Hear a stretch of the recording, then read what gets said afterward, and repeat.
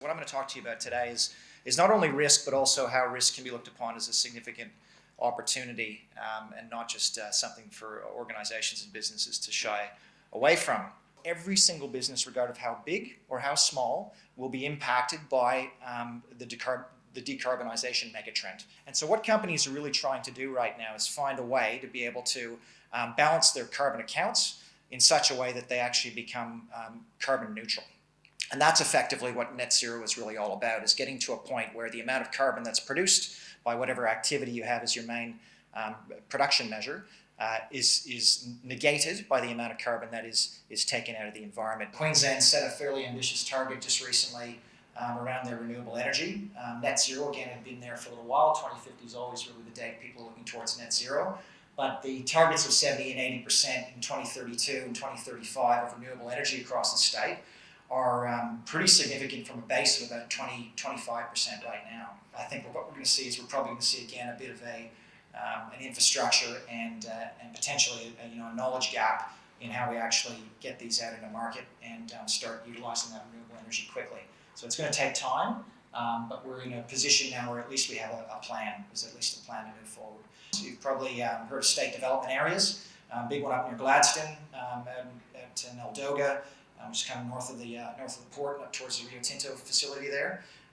Areas like that, and a little bit more broadly around that SDA, are becoming these renewable energy zones. Banana's got one, we've got one down here. There's a number of these across the state and across the country.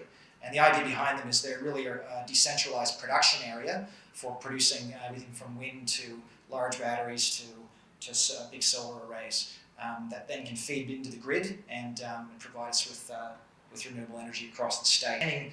Intensity of capital spending is going to increase significantly over the next few years.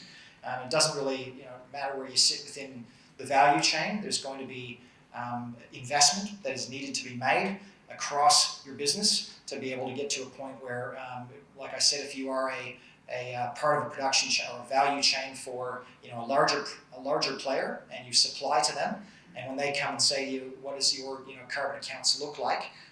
You're going to have to be able to, obviously tell them, and you're going to have to make sure that it's something that is, something that's credible and has technology or process behind it to allow for their carbon objectives to be met. So we're at a point where there are so many claims on net zero and decarbonization and 100% renewable energy that we actually don't have enough project flow to be able to deal with the volume required. Part of the other end of Scope 3 emissions is the deconstruction, recycling, reuse, reproduction of materials and things like solar panels and wind farms in a lot of years from now. But solar panels certainly are getting towards their kind of 20-year lifespan across many parts of Australia, and there are companies spinning up right now around collecting used and decommissioned solar panels, recycling them, and putting the products from the solar panels back into circulation. So that concept of circular economy is going to be one that's going to drive a lot of company strategic decisions as well.